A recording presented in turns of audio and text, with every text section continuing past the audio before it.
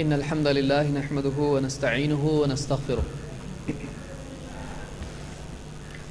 ونعوذ بالله من شرور أنفسنا ومن سيئات أعمالنا من يهده الله فلا مضل له ومن يضلل فلا هادي له وأشهد أن لا إله إلا الله وحده لا شريك له وأشهد أن محمدا عبده ورسوله أما بعد فإن خير الحديث كتاب الله وخير الهدي هدي محمد صلى الله عليه وسلم وشر الأمور محدثاتها وكل محدثة بدعة وكل بدعة ضلالة وكل ضلالة في النار. قال سبحانه وتعالى قل هل ننبئكم بالأخسرين أعمالا الذين ضل سعيهم في الحياة الدنيا وهم يحسبون أنهم يحسنون صنعا.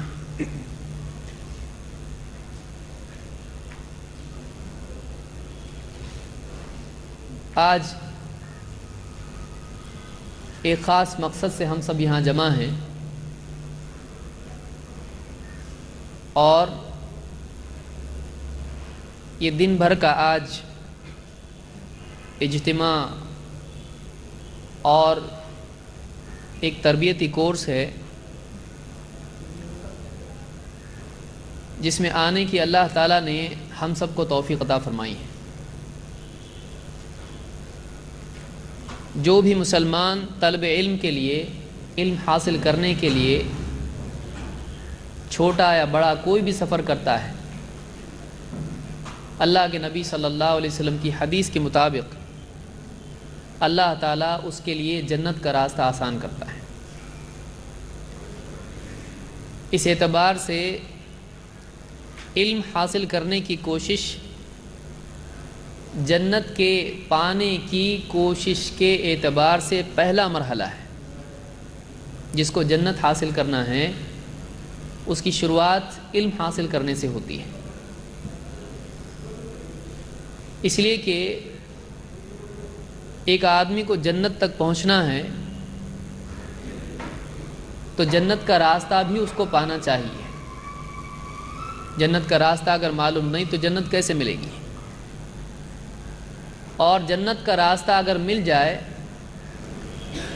تب بھی اس راستے پر، صراط مستقیم پر، خود شیطان بیٹھا ہوا ہے. لَأَقْعُدَنَّ لَهُمْ صِرَاطَكَ الْمُسْتَقِيمِ. ابلیس نے اللہ سے کہا تھا میں تیری سیدھی راہ پر ان سب کے لیے بیٹھوں گا، تیرے بندوں کے لیے بیٹھوں گا، ان کو گمراہ کرنے کے لیے. تو اس راستے پر شیطان کس طرح سے بہکاتا ہے، گمراہ کرتا ہے، اس کا علم ہونا بھی ضروری ہے. اور انسان سے لغزشیں ہو جائیں، غلطیاں ہو جائیں، آدمی تھوڑی دیر کے لیے بہک جائے تو اس کا علاج کیا ہے، اس کا تدارک کیا ہے، اس کی بھرپائی کیا ہے، یہ بھی آدمی کو معلوم ہونا چاہیے. اس اعتبار سے جنت تک پہنچنے کے لیے، جنت میں داخل ہونے کے لیے جنت کے راستے کا علم، اس راستے کے مسائل کا علم، اس راستے سے بہک جانے، بھٹک جانے کے بعد واپس اس راستے تک آنے کے لیے علم، یہ ساری چیزیں ہمارے لیے بہت ضروری ہیں. اس لیے کہ انسانیت کا ایک بہت بڑا مسئلہ یہ رہا ہے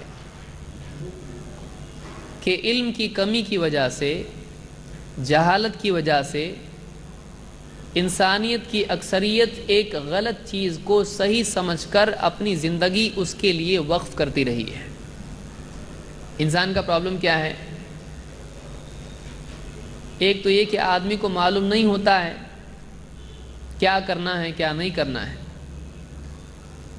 تو وہ اس بات کا احساس رکھتا ہے کہ بھائی مجھ کو معلوم نہیں، بتائیے. ایسے آدمی کو بتانے کے بعد وہ فوراً مان لیتا ہے اور عمل کرنا شروع کرتا ہے. لیکن دوسرا آدمی وہ ہے کہ جو ایک غلط چیز کو صحیح سمجھے ہوئے ہے، ایک ایسی چیز جو نہیں کرنے کی ہے، اب وہ یہ سمجھ رہا ہے کہ یہی کرنا ہے، یہی صحیح ہے، یہی دین ہے، یہی نجات ہے، یہی اللہ کے قریب کرنے والا عمل ہے، یہی واقعی اسلام ہے.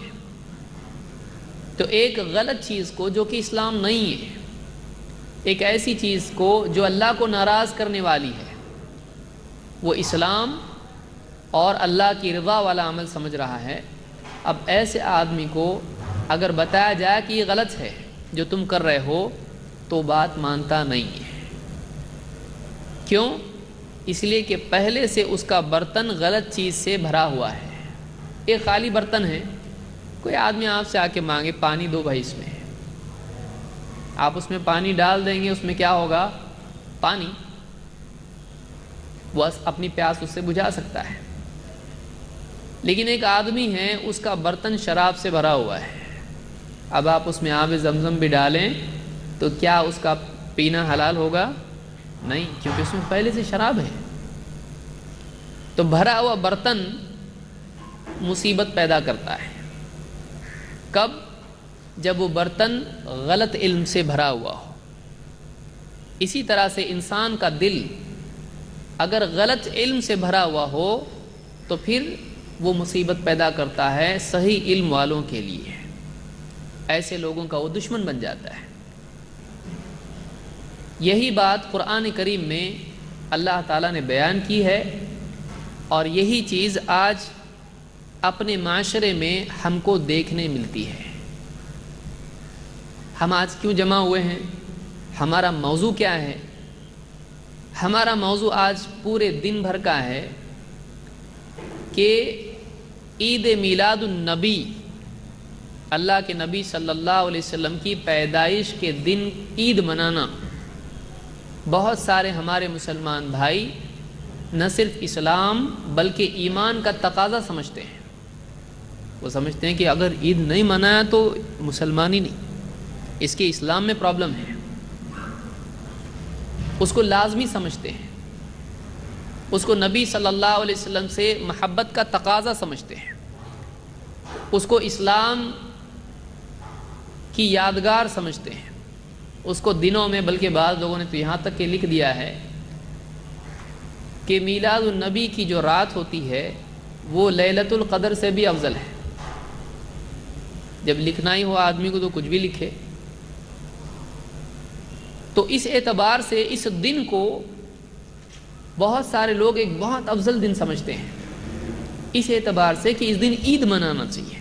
بلا شبہ ہم کو خوشی ہے، ہمارے نبی صلی اللہ علیہ وسلم کی پیدائش، آپ کا دنیا میں تشریف لانا، آپ کا نبی بننا، اور وہ سارے معاملات جو آپ کے ساتھ ہوئے ہیں، یہ ہمارے لیے انتہائی مسرت کی چیز ہے کہ ہم کو ایک ایسا نبی ملا ہے۔ بہت خوشی کی چیز ہے کہ ہم نے ایک ایسا نبی پایا ہے جس کی فضیلت دوسرے انبیاء پر ہے، اور دنیا اور آخرت میں بھی جن کی شان ہے، اللہ کے ہاں جن کا ایک خاص مقام ہے۔ لیکن آپ صلی اللہ علیہ وسلم کی پیدائش کے دن کو بطور عید منانا، یہ اسلام میں کہاں تک صحیح ہے؟ کیونکہ اسلام کے نام پر جو چیز کی جائے گی، اگر اسلام ہی میں اس کی گنجائش نہ ہو تو چاہے کتنی بھی اچھی نیت سے کی جائے وہ چیز صحیح نہیں ہو سکتی ہے۔ آپ بتائیے، ایک مثال اس کی دیتا ہوں۔ ایک آدمی کسی مولوی صاحب سے سنے کہ مسجد بنانا بہت اچھا کام ہے، اب اس کے دل میں مسجد کی محبت پیدا ہو گئی، مسجد کے اندر کیے جانے والے اعمال کا شوق پیدا ہو گیا، لوگ نمازی بنے، لوگوں کو نماز پڑھنے جگہ مل جائے، دل میں تمنا ہو گئی۔ اب اس تمنا کے لیے اس نے کیا کیا؟ اس کے پاس سود کا پیسہ پڑا ہوا تھا، وہ سارا سود کا پیسہ مسجد بنانے میں لگایا۔ نیت اچھی تھی کہ نہیں تھی مسجد بنانے کی؟ بہت اچھی تھی، لیکن اس نیت کے تحت جو عمل اس نے کیا، کیا اسلام میں سود کا پیسہ استعمال کرنے کی گنجائش ہے؟ نہیں۔ مسجد کے لیے وہ تو اور بھی برا ہے، اپنے لیے پرسنل معاملات میں نہیں ہے، آپ نے اللہ نے جس چیز کو منع کیا اللہ ہی کے لیے استعمال کیا اس کو، تو یہ اور بھی برا ہوا۔ تو معلوم یہ ہوا کہ آدمی کی نیت بعض اوقات اچھی ہوتی ہے، لیکن اس کو صحیح چیز کا علم نہ ہونے کی وجہ سے وہ ایک غلط چیز صحیح مقصد کے لیے کرتا ہے۔ ایک صحیح کاز کے لیے غلط عمل کرنا بھی غلط ہوتا ہے۔ اسلام میں صرف نیت نہیں دیکھی جاتی ہے، اسلام میں کچھ قاعدے ہیں آدمی کا ہر عمل اس قاعدے کے، ان قواعد کے تابع ہونا چاہیے۔ یہ ایک بنیادی بات ہے جس کو سمجھنا بہت ضروری ہے۔ تو آج اسی موضوع پر ہم گفتگو کریں گے کہ بہت سارے ہمارے مسلمان بھائی اللہ کے نبی صلی اللہ علیہ وسلم کی پیدائش کے دن کو بطور عید مناتے ہیں، جس کو عید میلاد النبی کہتے ہیں۔ پہلے کچھ زمانے پہلے آپ دیکھیے، دو ایک نسل پیچھے جائیں آپ، لوگ اس کا نام دوسرا تھا، اس کا نام ابھی اپڈیٹ ہوا ہے تھوڑا۔ نام اس کا کیا ہوا ہے؟ پہلے نام کیا تھا؟ 12 وفات۔ آپ بہت سارے لوگوں کے لیے نام نیا ہے 12 وفات، لیکن پرانوں کے لیے عید میلاد النبی نیا نام ہے۔ دیکھیے نیا جو ہے وہ کمپیریٹیو ہوتا ہے، ہمیشہ ریلیٹیو ہوتا ہے، کہ جو لوگ پہلے والے ہیں ان کے لیے عید میلاد النبی نیا نام ہے، اور جو بعد والے ہیں، یہ جنریشن ہے، ان کے لیے 12 وفات نیا نام ہے، کیونکہ وہ اتنا پرانا ہے کہ انہوں نے یہ چیز سنی نہیں ہے۔ تو کچھ لوگ اس کو 12 وفات کے نام سے مانتے تھے پہلے، اور آج کل لوگ اس کو عید میلاد النبی کے نام سے مناتے ہیں۔ اسلام میں اس کی کتنی گنجائش ہے؟ کیا یہ عید ہے؟ کیا نبی سے محبت کا تقاضا یہ ہے کہ ہم یہ عید منائیں، یا یہ بدعت ہے؟ یہ سنت ہے یا بدعت ہے؟ صحیح ہے یا غلط ہے؟ کیا یہ عید منانے والا مسلمان واقعی اللہ کے نزدیک مقرب ہے؟ کیا نہیں منانے والا جہنمی ہے، یا وہ کم دین پر کم چلنے والا ہے؟ کیا ہے؟ بہت سارے لوگوں کے ذہنوں میں جب یہ دن آتے ہیں، ربیع الاول کا مہینہ آتا ہے، تو یہ سوالات اٹھتے ہیں۔ صحیح جواب علم نہ ہونے کی وجہ سے ان کے پاس نہیں ہوتا ہے۔ آج کے اس درس میں ہم اسی سوال کا جواب تلاش کرنے کی کوشش کریں گے۔ جو آیت میں نے پڑھی ہے، اس آیت میں اللہ تعالیٰ فرماتا ہے، قل، اے نبی آپ کہیے، هل ننبئکم بالاخسرین اعمالا، اے نبی آپ کہیے، کیا ہم تم کو بتائیں کہ اعمال کے اعتبار سے سب سے زیادہ گھاٹے میں، خسارے میں کون ہے؟ سب سے زیادہ لاس میں کون ہے عمل کر کے بھی؟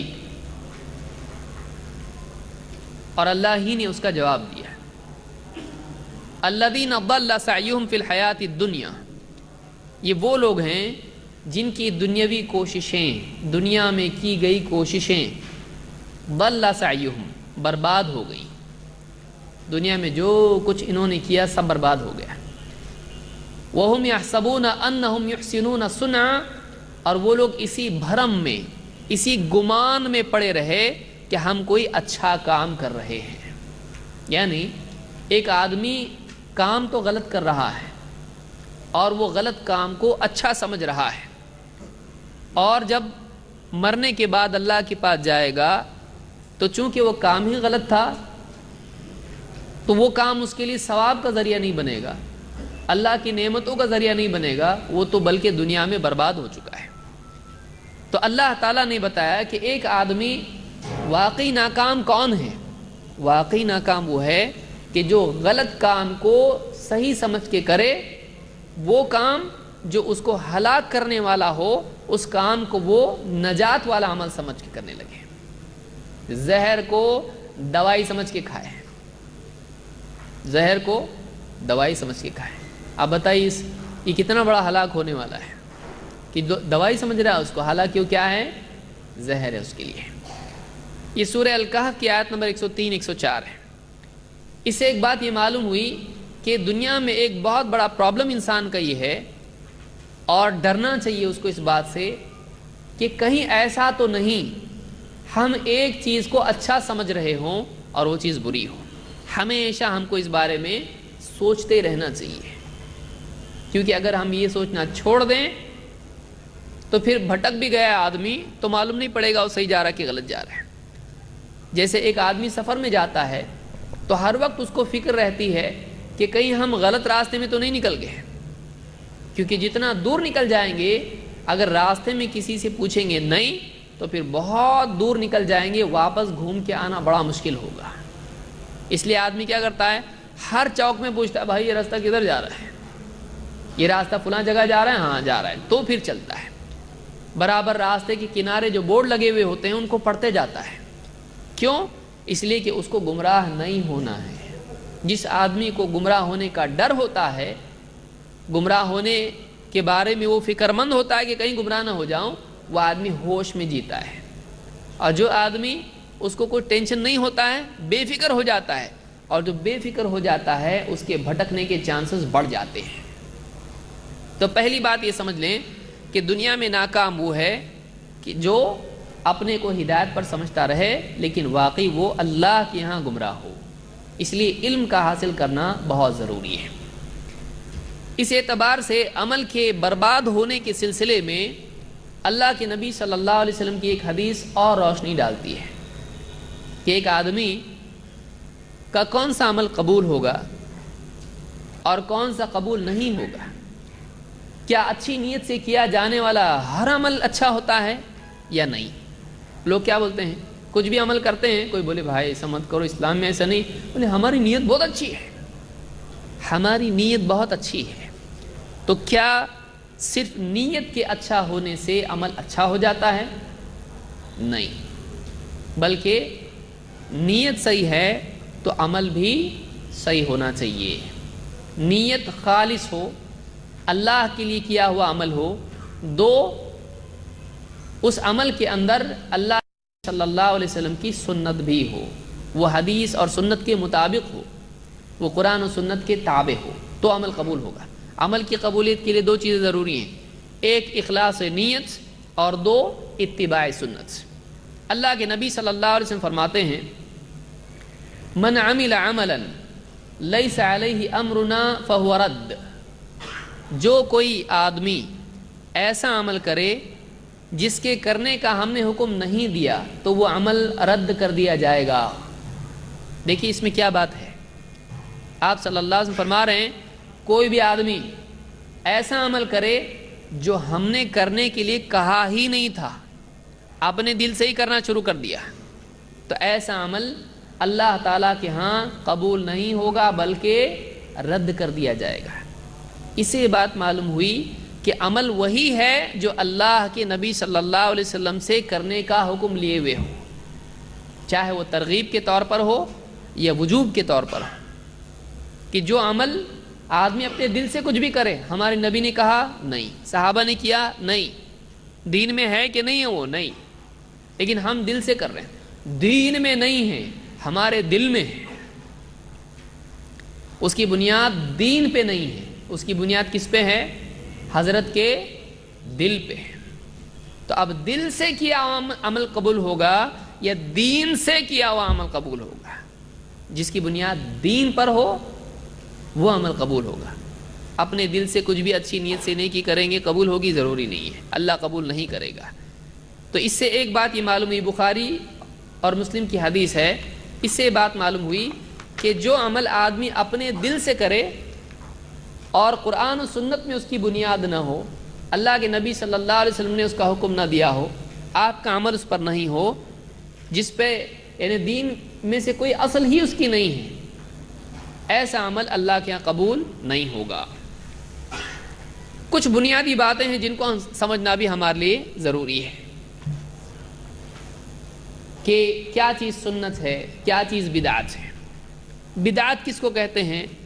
دین میں اپنی طرف سے کچھ بھی نیا طریقہ نکالنا، اس کو کیا کہتے ہیں؟ بدعت کہتے ہیں. دین میں اپنی طرف سے کوئی چیز نکال کے اس کو دین سمجھنے لگنا، اس کو کیا کہتے ہیں؟ بدعت. جیسے کوئی آدمی اذان آپ سنتے ہیں، اذان ختم کیسا ہوتی ہے؟ اللہ اکبر اللہ اکبر، آخری لفظ کیا ہے اس کا؟ آخری جملہ لا الہ الا اللہ. اب کوئی آدمی بولے کلمہ تو آدھا لگ رہا ہے یہاں پہ، اب کلمہ پورا کرنا چاہیے، اب اذان میں کیا کہنے لگے؟ اللہ اکبر لا الہ الا اللہ محمد الرسول اللہ. تو کیا ایسی اذان صحیح ہوگی؟ غلط ہوگی. کیوں؟ اس لیے کہ اذان کا آخری جملہ کیا ہونا چاہیے؟ لا الہ الا اللہ. ایسا کیوں؟ ہمارے نبی صلی اللہ علیہ وسلم نے ایسی ہی اذان ہم کو سکھائی ہے، تو جیسا سکھایا ویسا عمل کرنا چاہیے. اب اپنی طرف سے اس میں کوئی بڑھا دے الفاظ تو کیا ہو جائے گی؟ بدعت، دین میں نیا عمل، اور وہ گناہ ہے. اللہ اس پر ثواب نہیں دے گا بلکہ اس پر پکڑ ہے. اس پر گناہ ہے۔ تو سنت اور بدعات کے بارے میں کچھ بنیادی باتیں ہم دیکھیں گے۔ سب سے پہلی بات یہ ہے کہ کیا عید منانا اور بنانا ہمارا ڈپارٹمنٹ ہے؟ کیا ہم کو اللہ نے اختیار دیا جتنا چاہے عید بناؤ، بہت اچھا؟ کیا ایسا ہے کہ کوئی آدمی ہے کہ ہر علاقے والے، پونا والے، بمبئی والے، ہندوستان والے اور دوسرے عرب والے اپنے اپنے حساب سے جیسا ان کا دل چاہے وہ عیدیں بنائیں؟ کیا عید بنانے کا اختیار ہم کو ہے؟ جواب اس کا یہ ہے کہ ہم اپنے دل سے عید بنا سکتے ہیں؟ نہیں۔ جتنی عید ملی وہ لے کے خوش ہو جانا، اپنی طرف سے عید منانا، اپنی طرف سے عید بنانا جائز نہیں ہے۔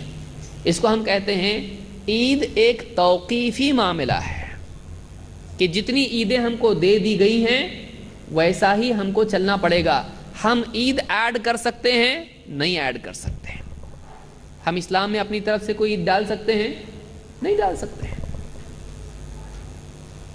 تو اب اس کی دلیل کیا ہے؟ عیدیں اللہ کی طرف سے طے ہوتی ہیں، کسی انسان کو اختیار نہیں کہ اپنی طرف سے کوئی عید بنائیں۔ انس رضی اللہ عنہ فرماتے ہیں قدم رسول اللہ صلی اللہ علیہ وسلم المدینہ، اللہ کے رسول صلی اللہ علیہ وسلم مدینہ ہجرت کر کے تشریف لائے، مکہ سے مدینہ آئے۔ وَلَهُمْ يَوْمَانِ يَلْعَبُونَ فِيهِمَا، تو مدینہ والے 2 دن ان کے طے تھے، ان 2 دنوں میں مدینہ والے انجوائے کرتے تھے، خوشیاں مناتے تھے، عید کے طور پر ان کو مناتے تھے۔ 2 دن تھے وہ۔ فقال ما هذان اليومان، اللہ کے نبی صلی اللہ علیہ وسلم نے پوچھا یہ 2 دن تمہارے، یہ 2 دن کیا چیز ہے؟ نے کہا کہ 2 دن ہیں، یہ کیوں مناتے ہو؟ قالوا كنا نلعب فيهما في الجاہلیہ، جاہلیت کے زمانے ہی سے ان 2 دنوں میں ہم نلعب موج مستی کرتے تھے، خوشیاں مناتے تھے۔ فقال رسول اللہ صلی اللہ علیہ وسلم ان اللہ قد ابدلکم بہما خیرا منہما یوم الاضحی و یوم الفطر، آپ صلی اللہ علیہ وسلم نے کہا کہ اللہ تعالیٰ نے ان 2 دنوں سے بہتر 2 دن تم کو عطا فرمائے ہیں، ان کے بدلے 2 دن اللہ نے تم کو دیے ہیں۔ وہ کون سے 2 دن ہیں؟ عید الاضحیٰ اور عید الفطر۔ 2 عیدیں ہماری ہیں، ایک رمضان عید جس کو لوگ بولتے ہیں، حالانکہ وہ شوال میں ہوتی ہے، تو وہ کون سی عید ہے؟ اس کو کیا نام ہے اس کا؟ عید الفطر۔ اور دوسری عید ہے عید الاضحیٰ، جس کو غلط طور پر بہت سارے لوگ عید الضحیٰ بولتے ہیں۔ وہ کیا ہے؟ عید الاضحیٰ، جس کو ہمارے بہت سارے بکری والے کیا بولتے ہیں؟ بکری عید، اور بقر والے، گائے والے کیا بولتے ہیں؟ بقر عید۔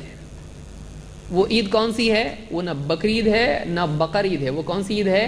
وہ عید الاضحیٰ ہے، عید الاضحیٰ ہے۔ تو یہ 2 عیدیں اللہ کے نبی صلی اللہ علیہ وسلم نے یہاں پر کیا کہا؟ دیکھیے، پہلے مدینہ والے 2 عیدیں مناتے تھے، آپ صلی اللہ علیہ وسلم نے کہا اللہ نے ان کے بدلے تم کو 2 عیدیں دی ہیں۔ معلوم ہوا کہ وہ 2 کینسل ہو گئے اور اب نئی 2 عیدیں آ گئی، اور دی کس نے؟ یہ دلیل ہماری ہے، عیدیں 2 دی کس نے؟ یہ اللہ نے دی ہے۔ معلوم ہوا کہ جس نے دین دیا اس نے عید بھی دی ہے۔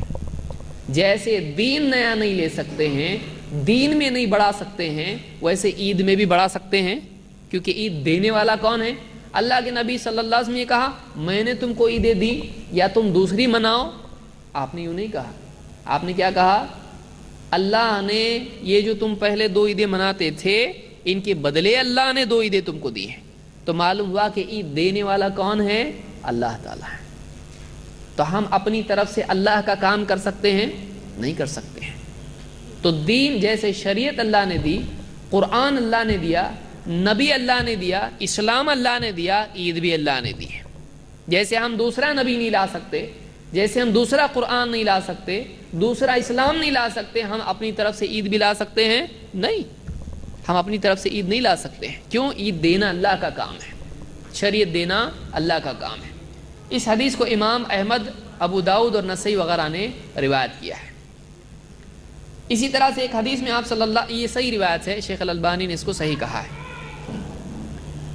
ایک حدیث میں اللہ کے نبی صلی اللہ علیہ وسلم نے یہ بھی کہا، ان لکل قوم عیدا، ان لکل قوم عیدا وہذا عیدنا، ہر قوم کی عید ہوتی ہے اور یہ ہماری عید ہے۔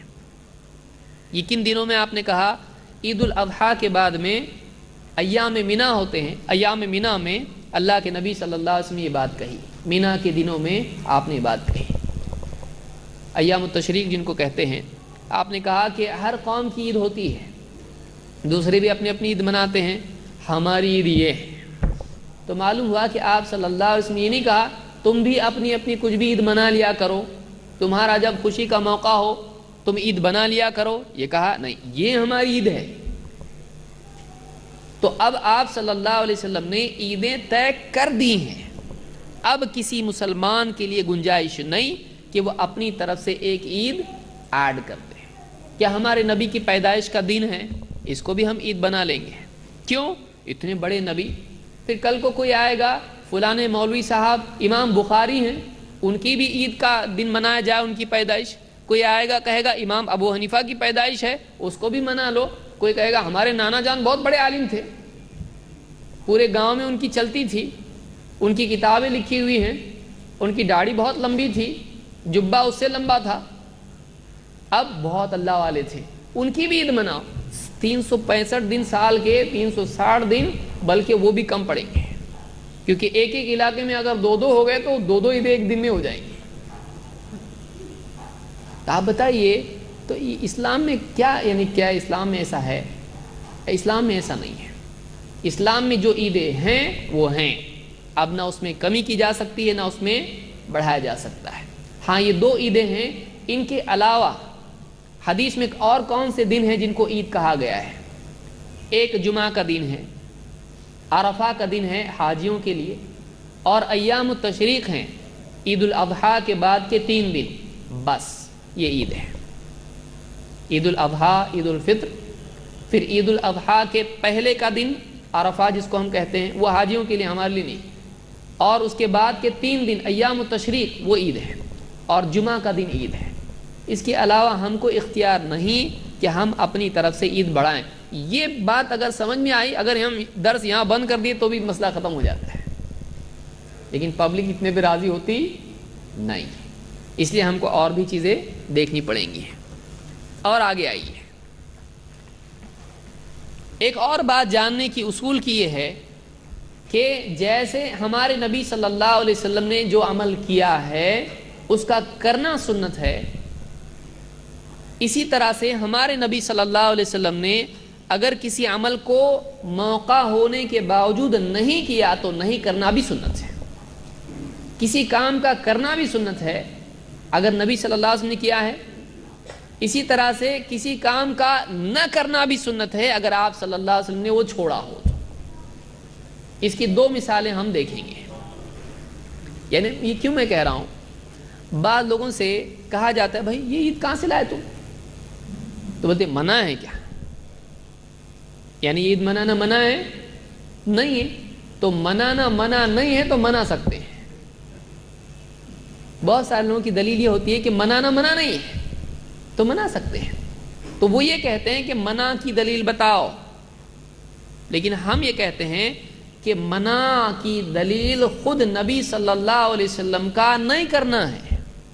آپ نے نہیں کیا، نہیں کرنا چاہیے، بولیں گے نہیں کیا تو نہیں کرنا بھی دلیل ہے؟ ہاں، کہ جو نبی کا عمل کیا ہوا ہے وہ بھی دلیل ہے، جو نہیں کیا وہ بھی دلیل ہے۔ کیسے؟ آئیے، عبداللہ ابن عمر رضی اللہ تعالیٰ عنہ صحابی ہیں، ان کے بارے میں روایت ہے انہ خرج فی یوم عید، وہ عید کے دن گھر سے نکلے، فلم یصلی قبلہا ولا بعدہا، عید کی نماز سے پہلے، عیدگاہ میں عید کی نماز سے پہلے اور عید کی نماز کے بعد انہوں نے کوئی نماز نہیں پڑھی۔ پہلے کا مطلب آپ فجر کا نہ سمجھیں، چلو عید کے دن ویسے بھی اپنے کو مشکل پڑتا ہے، چھٹی مل گئی کہ عید کی نماز کے پہلے کوئی نماز نہیں ہے۔ بہت سارے لوگ کتنے بجے اٹھتے ہیں عید کے دن؟ کیونکہ رات بھر فرارے باندھنے میں لگے ہوتے ہیں، کپڑے لانا بھاگنا ہے، وہ 2-3 تو بج جاتے اس میں، دودھ کے چکر میں اور معلوم نہیں بکروں کے چکر میں. تو اب صبح اٹھتا ہے ہڑبڑا کے، ایک دم دیکھتا ارے آج تو عید ہے، اور پھر اس کے بعد بھاگتا ہے، آڑا تیڑا کیسے بھی کپڑے پہن کے نکل جاتا ہے. تو بہت سارے لوگوں کا ایسا ہوتا ہے. یہاں پر مراد عیدگاہ میں نفل نماز پڑھنا ہے، عیدگاہ میں نفل نماز. تو عبداللہ ابن عمر رضی اللہ تعالیٰ عنہ نے عیدگاہ میں عید کی نماز سے پہلے بھی نماز نہیں پڑھی اور عید کی نماز کے بعد بھی کوئی نماز نہیں پڑھی. اور کیا کہا؟ وَذَكَرَ أَنَّ النَّبِيَّ صلی اللہ علیہ وسلم فَعَلَهُ، اور کیا کہا انہوں نے؟ اللہ کے نبی صلی اللہ علیہ وسلم نے ایسا ہی کیا ہے. آپ بتائیے وہ دلیل کرنے کی دے رہے ہیں کہ نہیں کرنے کی؟ یعنی عبداللہ ابن عمر نے نماز پڑھی عید کے پہلے بعد میں نہیں، تو یہ نہ کرنے کے لیے دلیل کیا دی انہوں نے؟ ہمارے نبی نے نہیں کیا تو ہم بھی نہیں کرتے. سمجھ میں آ رہی بات؟ کہ یہ عمل عیدگاہ، کوئی آدمی کہے گا بھائی نماز پڑھنے میں برا کیا ہے، اور عیدگاہ میں جا کے بولے سال بھر تو موقع ملتا نہیں ہے، اور رمضان ویسے بھی بزنس میں چلا گیا، اور موقع ہے چلو آج پڑھ لو، اور ویسے بھی اتنے اچھے کپڑے پہن کے سرما اور میں لگا کے سال میں ایک ہی موقع ملتا ہے، تو چلو آج ہی پڑھ لیتے ہیں اللہ کے سامنے، ہو سکتا ہے سال بھر کا کوٹا پورا ہو جائے اسی میں. تو آدمی عیدگاہ میں پڑھنا شروع کرے نفل نماز، صحیح نہیں ہے، غلط ہے. کیوں غلط ہے؟ منع ہے؟ نہیں ہے، منع کی دلیل نہیں ہے. لیکن صحابی نے کیا کہا؟ ہمارے نبی صلی اللہ علیہ وسلم نے ایسا نہیں کیا ہے، ہمارے نبی صلی اللہ علیہ وسلم عیدگاہ میں نماز نہیں پڑھتے تھے، ہم بھی نہیں پڑھیں گے. سمجھ میں آئی بات؟ تو نبی صلی اللہ علیہ وسلم نے ایک عمل نہیں کیا تو صحابی نے بھی وہ عمل نہیں کیا. صحابہ کا یہ طریقہ تھا. یہی بات آپ عید کے بارے میں لو تو کیا پرابلم ہے؟ یہی بات اگر ہم عید کے بارے میں کہیں کہ ہمارے نبی صلی اللہ علیہ وسلم نے اپنا برتھ ڈے نہیں منایا، یہ بہت خراب لگتا بولنے کو، ہے نا؟ حالانکہ وہ کیا ہے؟ میلاد کے معنی کیا ہے؟ میلاد ولدہ سے ہے، لم یلد ولم یولد، ولد پیدا ہونا. میلاد پیدا ہونے کے وقت اور پیدا ہونے کی جگہ کو کہا جاتا ہے، اور غالب اس کا استعمال پیدا ہونے کے وقت کے لیے ہے. تو میلاد کے معنی اگر آپ ڈکشنری میں ڈھونڈیں برتھ ڈے کے ہوتے ہیں، تو ہم نبی کا برتھ ڈے منا رہے ہیں. اور بہت سارے پیارے لوگ تو اب کہتے ہیں گڈو کا برتھ ڈے منا رہے ہیں، نبی کا نہیں منانے کا. یعنی بچے کا اپنے منا رہے، بچے سے محبت ہے، نبی سے نہیں ہے محبت. جب بچے کا منا رہے تو نبی کا بھی منانا چاہیے. یہ الٹی دلیل ہو گئی. ہم بولیں گے بھائی نبی کا نہیں منا رہے تو گڈو کا کیوں منا رہا؟ آنا ایسا چاہیے تھا. اب کیا ہو رہا ہے؟ پانی نیچے سے اوپر کی طرف جا رہا ہے، وہ بھی گندا پانی. سوچئے امت کہاں چلی گئی ہے. کس طرح کے اصول ہم نے بنا رکھے ہیں کہ ہم اپنے سے نبی کے لیے دلیلیں لیتے ہیں، حالانکہ نبی سے اپنے لیے دلیل لینا چاہیے تھا. تو یہاں پر صحابی نے ایک عمل نہیں کیا اور اس عمل کے نہ کرنے کے لیے نبی صلی اللہ علیہ وسلم کے نہ کرنے کو دلیل بنایا ہے. یہ ترمذی کی روایت اور یہ حسن درجے کی روایت ہے. اسی طرح سے ابن عمر رضی اللہ تعالیٰ ہی کی روایت ہے. دیکھیے صحابہ کیسے نبی کی اتباع کرتے تھے.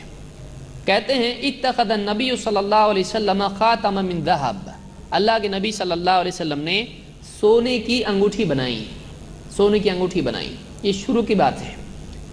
فاتخذ الناس خواتیم من ذهب، تو لوگوں نے بھی سونے کی انگوٹھیاں بنا لی. ہمارے نبی نے انگوٹھی بنائی، سونے کی بنائی، ہم بھی سونے کی انگوٹھی بنائیں گے. انہوں نے بھی سونے کی انگوٹھیاں بنا لی. فقال النبی صلی اللہ علیہ وسلم انی اتخذت خاتما من ذهب، میں نے سونے کی انگوٹھی بنائی تھی. فنبذہ، نکال کے آپ نے پھینک دی انگوٹھی، آپ نے نکال کے پھینک دی. وقال انی لن البسہ ابدا، میں اس کے بعد اس کو کبھی نہیں پہنوں گا. پہلے پہنی تو لوگوں نے بھی کیا کیا؟ سونے کی انگوٹھی بنائی پہنی. ہمارے نبی نے کیا، ہم بھی کریں گے. پھر آپ نے کیا کہا؟ دیکھو میں نے بنائی تھی اور آپ نے نکال کے اس کو پھینک دیا اور کہا اس کے بعد میں کبھی اس کو پہنوں گا نہیں، ابداً. فنبذ الناس خواتیمہم، تو لوگوں نے بھی اپنی انگوٹھیاں نکال کے پھینک دی. آپ صحابہ کو دیکھیں، نبی نے ایک عمل کیا، صحابہ نے بھی کیا. نبی نے اس کو نکال دیا انگوٹھی کو، پہنا تو پہنا، نکالا تو نکالا. تو عمل جیسے کسی چیز کے کرنے میں ہوتا ہے، اتباع جیسے کسی عمل میں کرنے میں ہوتی ہے، اس عمل کے چھوڑنے میں بھی اتباع ہوتی ہے۔ سمجھ میں آئی بات کہ ہمارے نبی صلی اللہ علیہ وسلم ایک عمل کریں تو ہم کریں گے، نہیں کریں چھوڑ دیں تو ہم بھی چھوڑ دیں گے۔ تو کیا نبی صلی اللہ علیہ وسلم نے اپنی پیدائش کا دن منایا تھا؟ کیا آپ نے عید منائی تھی، عید میلاد النبی؟ کیا ابو بکر و عمر رضی اللہ تعالیٰ عنہ کی پیدائش کا دن منایا جاتا تھا؟ آپ نے اپنے گھر میں بچے یا اپنی بیٹی فاطمہ رضی اللہ تعالیٰ عنہ کا پیدائشی دن منایا تھا؟ نہیں منایا۔ تو ہم یہ کہیں گے کہ جب آپ صلی اللہ علیہ وسلم نے کسی کی بھی پیدائش کا دن نہیں منایا تو اگرچہ منع کی دلیل ہم کو براہ راست نہیں ملتی ہے، لیکن چونکہ آپ نے اتنے سالوں میں کبھی نہیں کیا تو معلوم ہوا یہ عمل کرنے کا ہوتا تو ہمارا نبی کبھی نہیں چھوڑتا اس کو۔ یعنی ایک کرنے کا عمل نبی نے چھوڑ دیا، صحابہ نے چھوڑ دیا، ایسا ہو ہی نہیں سکتا ہے۔ یہ عمل نہیں کرنے کا تھا، اس لیے کبھی کسی نے کیا ہی نہیں۔ اور اسلام کی پہلی 3 صدیوں میں 300 سال تک یہ عمل تھا نہیں تھا، اس کے بعد آیا ہے، بہت لیٹ آیا یہ، 300 سال لگے اس کو آنے میں۔ اس کو ہم آگے دیکھیں کیسا آیا ہو۔ تو یہ دوسری بات ہم نے اس میں دیکھی، یہ بخاری اور مسلم کی روایت ہے کہ جیسے نبی صلی اللہ علیہ وسلم نے کسی کا عمل کو کیا ہو تو کرنا چاہیے، چھوڑا ہے تو چھوڑنا چاہیے۔ نمبر 3، بہت سارے لوگ کہتے ہیں اتنا بڑا دن ہے اور کچھ بھی نہیں کرنے کا، مطلب ان کو ایسا لگتا ہے کچھ تو کرنا چاہیے، حالانکہ روزانہ 5 ٹائم جو کرنا چاہیے وہ نہیں کرتے ہیں۔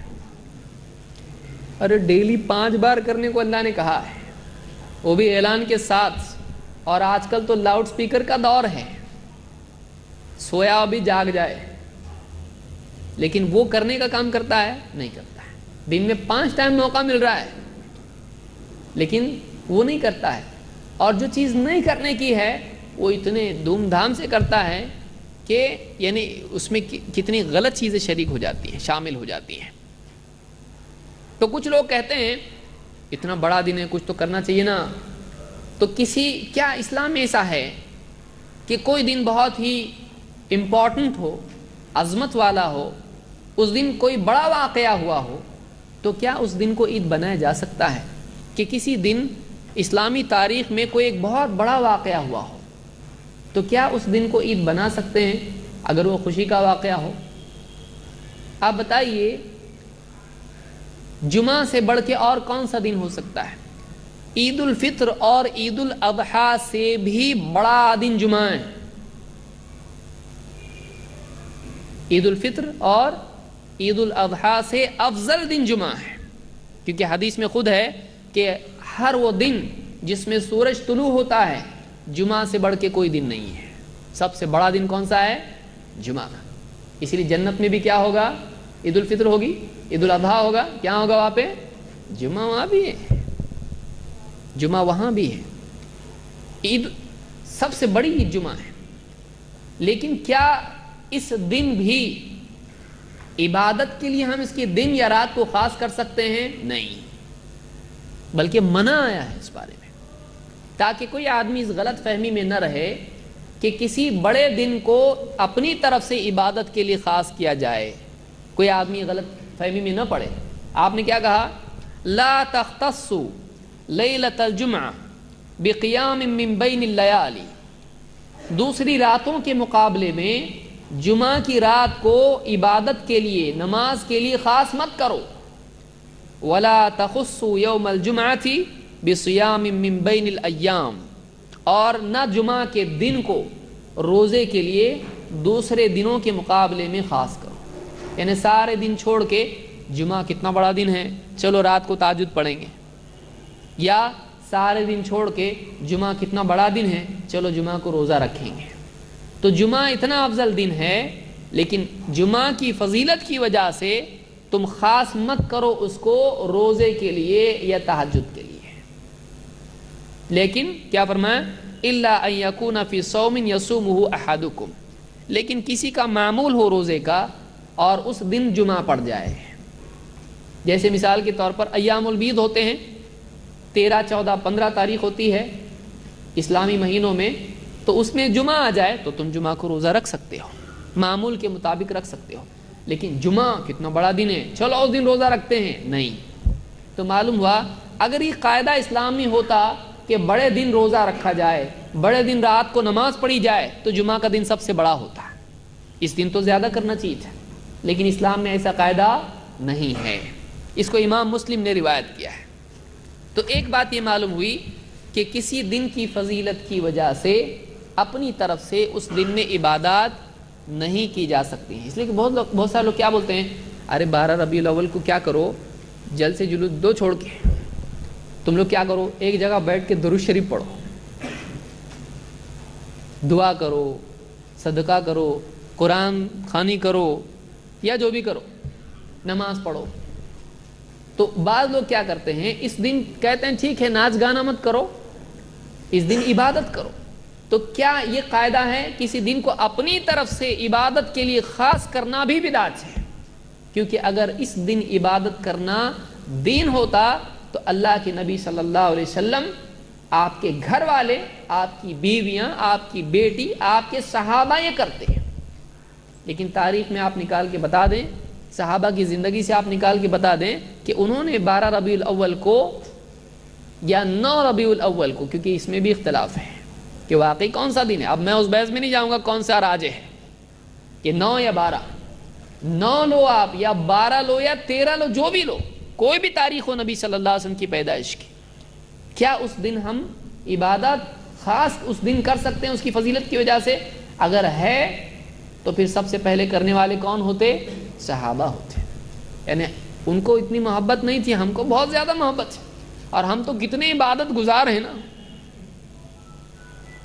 بستی کا آدمی امام صاحب نہیں پہچانتے، ارے تم بھی رہتے کہ یہاں پہ؟ ہاں میں عید کو آتا،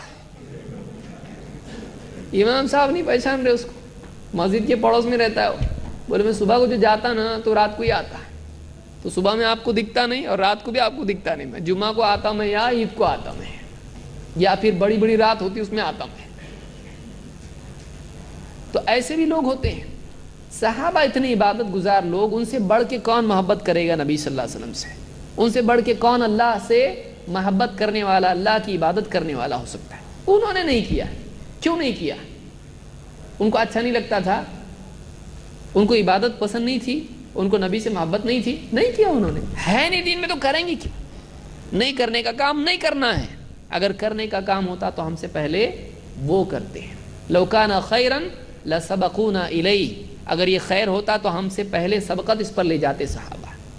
تو یہ بھی بات معلوم ہوئی کہ اپنی طرف سے کسی دن کو عبادت کے لیے خاص فضیلت کی بنیاد پر نہیں کر سکتے ہیں، اگر ہوتا تو جمعہ ہوتا۔ نمبر 4، کچھ لوگ بولتے ہیں اس میں برا کیا ہے، اپنی طرف سے کچھ اچھا کریں گے تو اچھا ہی ہے نا۔ دیکھو کتنے لوگ جمع ہوتے، نبی کے نام سے نعرے لگتے ہیں، نہیں چھوڑیں گے، نہیں چھوڑیں گے، نبی کا دامن نہیں چھوڑیں گے، اس کو کلمہ پڑھائیں گے، اس کو کلمہ پڑھائیں گے، اسلام زندہ باد، شیطان مردہ آباد، معلوم نہیں کیا کیا بولتے ہیں۔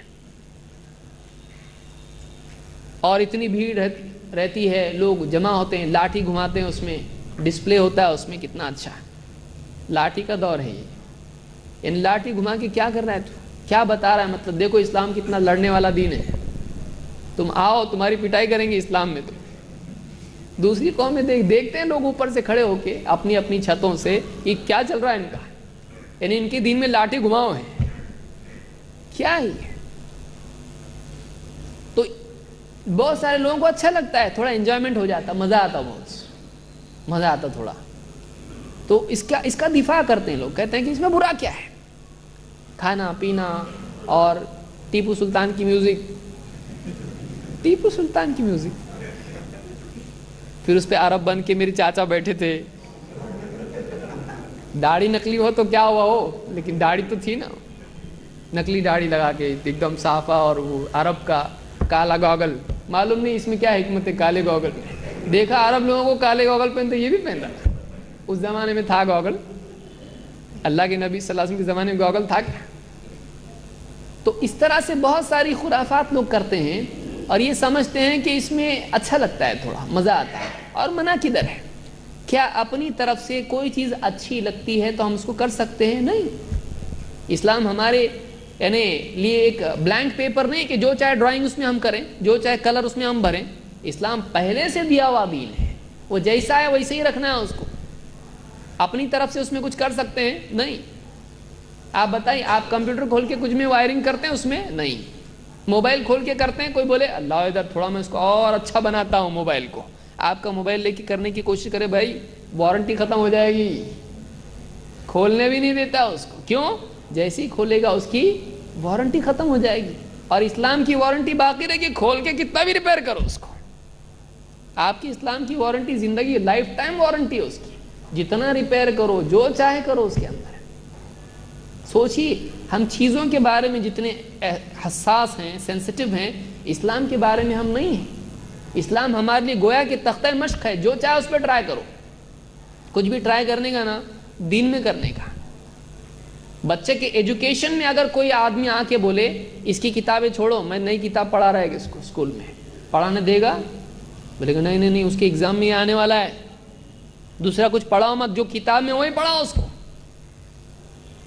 جو کتاب میں وہی پڑھاؤ. ٹیچر اگر اس کا ٹیوشنس لینے والا اگر یہ بولے کہ میں اپنے حساب سے کچھ پڑھاتا ہوں اس کو، بولے کوئی ادھر ادھر کا پڑھاؤ مت، تم کو فیس کائے کی دے رہے ہم؟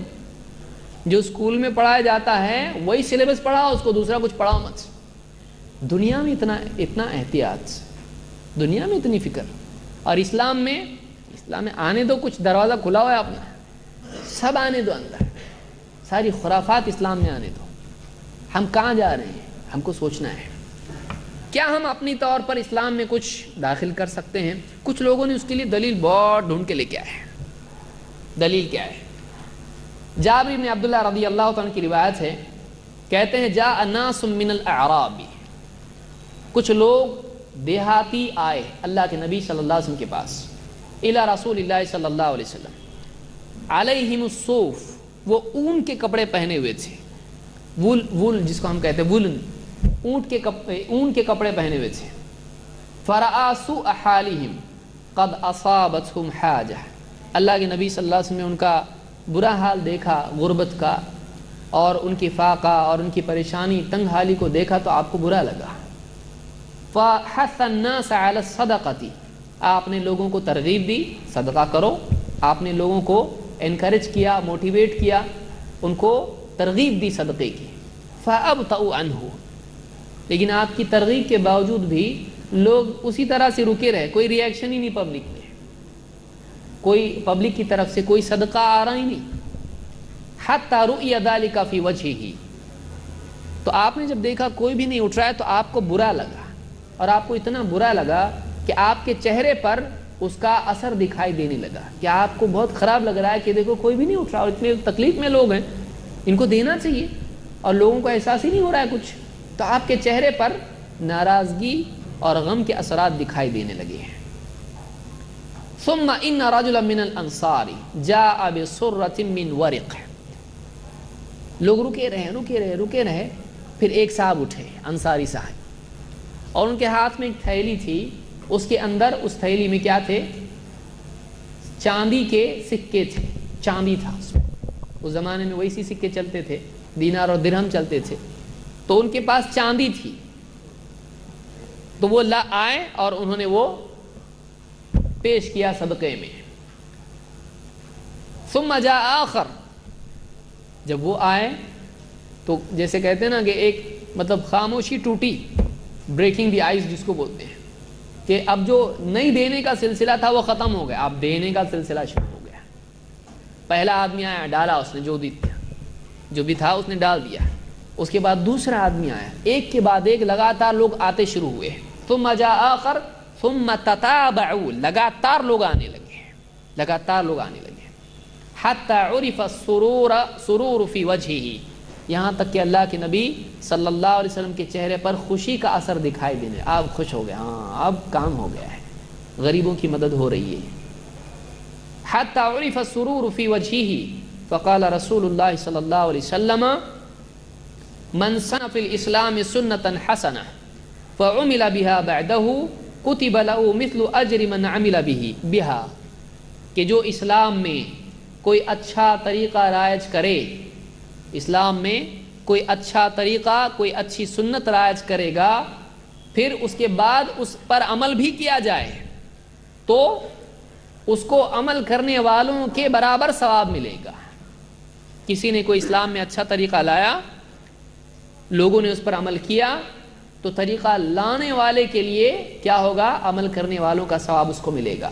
وَلَا يَنْقُصُ مِنْ أُجُورِهِمْ شَيْءٍ، اور عمل کرنے والوں کے اجر میں سے کوئی کمی نہیں کی جائے گی، ان کو ان کا اجر ملے گا، لیکن رستہ بتانے والے کو کیا ہوگا؟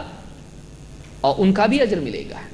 وَمَنْ سَنَّ فِي الْإِسْلَامِ سُنَّةً سَيِّئَةً فَعُمِلَ بِهَا بَعْدَهُ، اور جو اسلام میں برا طریقہ رائج کرے اور لوگ بھی اس پر عمل کریں، کتب علیہ مثل وزر من عمل بها، عمل کرنے والوں کا گناہ بھی اس پر لکھا جائے گا۔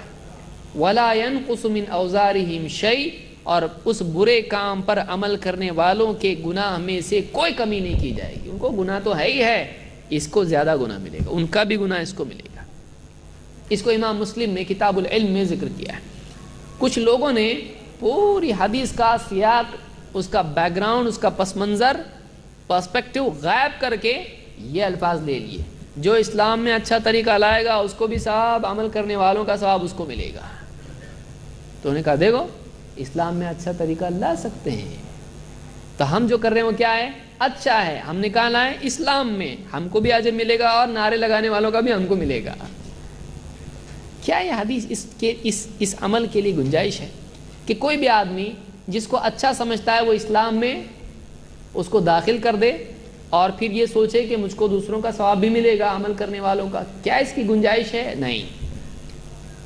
علماء نے کہا اس حدیث کو آپ پورا پڑھیے، مسئلہ حل ہو جاتا ہے، پورا مت پڑھیے، پرابلم پیدا ہو جاتا ہے۔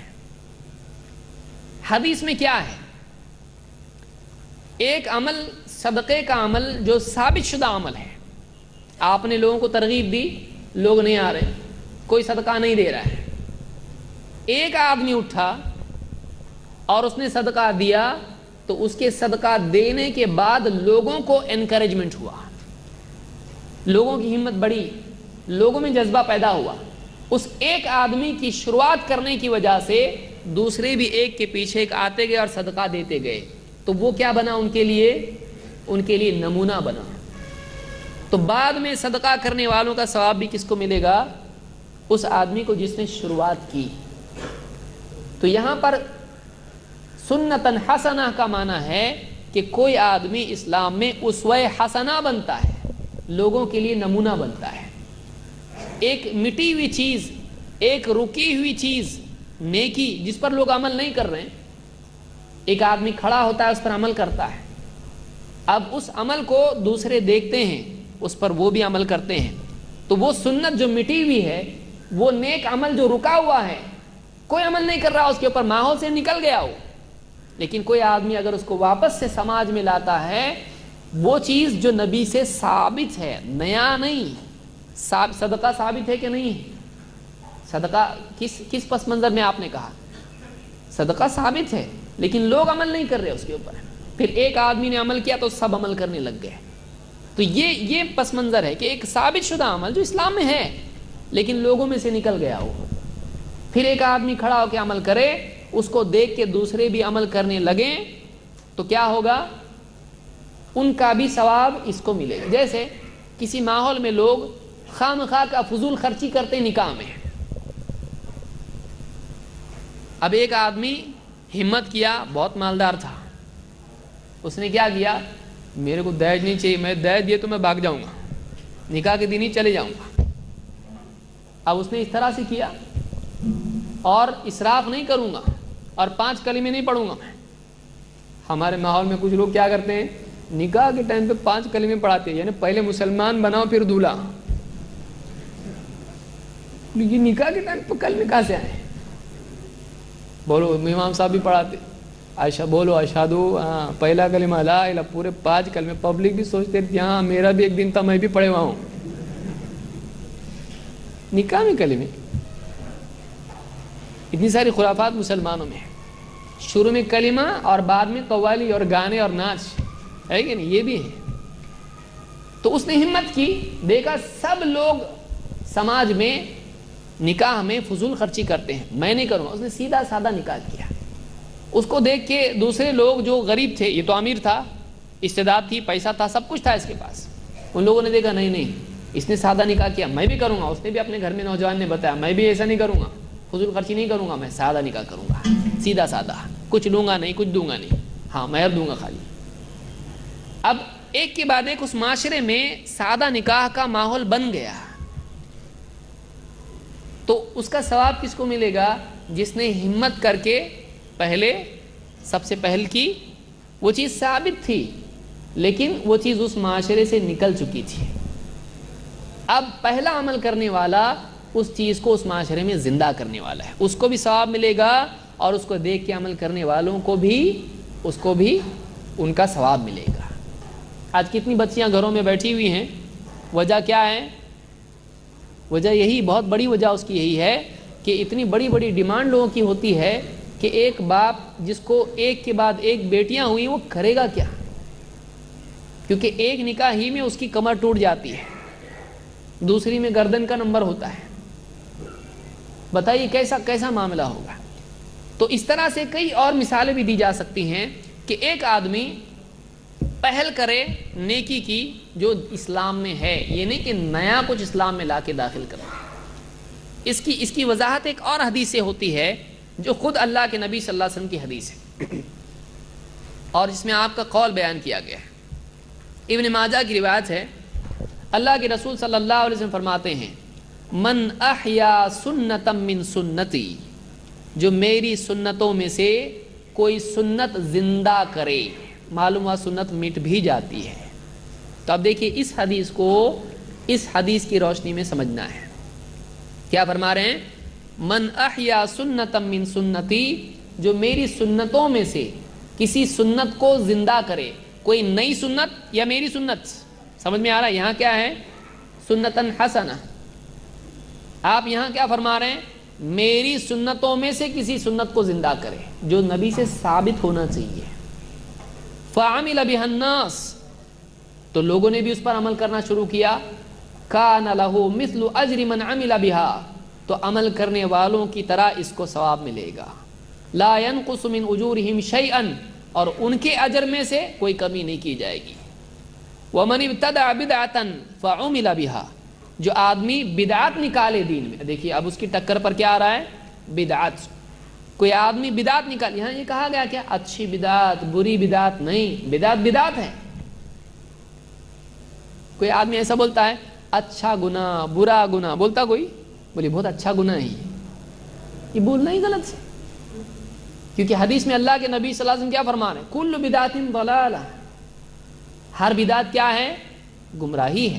اب کوئی آدمی بولے اچھی بدعت بری بدعت، تو وہ ایسے ہی ہے جیسے آدمی کہے اچھی گمراہی بری گمراہی، بولتا ہے کوئی، اس کو دواخانے میں بھرتی کرنا پڑے گا، عربی دواخانے میں، جہاں اس کو ریپیئر کریں کیا ہے، اچھی گمراہی کبھی ہوتی کیا؟ تو حدیث میں کیا ہے؟ وَمَنِ ابْتَدَعَ بِدْعَةً، جو بدعت ایجاد کرے، دین میں نیا کچھ نکالے، فَعُمِلَ بِهَا، اور لوگوں نے اس پر عمل بھی کیا، کان علیہ اوزار من عمل بہا، تو جو لوگ اس بدعت پر عمل کریں گے ان کا گناہ بھی اس پر ہوگا۔ اللہ ہم سب کی حفاظت فرمائیں کہ اس چیز سے کہ ہم کسی گمراہی کا ذریعہ بنے ہیں، کہ ایک آدمی دیکھیے کتنا خطرناک معاملہ ہے، ایک غلط چیز نکال دیا اچھا سمجھ کے، لوگ عمل کرنا شروع کر دیا اس کے اوپر، ان سب کا گناہ کس کو ہوگا؟ اس پر ہوگا۔ کان علیہ اوزار من عمل بہا لا ينقص من اوزار من عمل بها شيئا، اور جو لوگ اس پر عمل کریں گے ان کے بھی گناہ میں سے کوئی کمی نہیں ہوگی، یعنی گمراہ کرنے والے کو گمراہ ہونے والوں کا بھی گناہ ہوگا، لیکن یہ مطلب نہیں کہ ان کو گناہ نہیں ہوگا، ان کو تو ان کا گناہ ہوگا، ان کا گناہ اس کو بھی ملے گا، کیونکہ آنکھ بند کر کے وہ پیچھے چلتے رہے، ان کو چاہیے تھا کہ وہ تحقیق کرتے، تحقیق نہیں کی، آنکھ بند کر کے چلتے رہے اس کے پیچھے، وہ بھی گناہ گار ہوں گے۔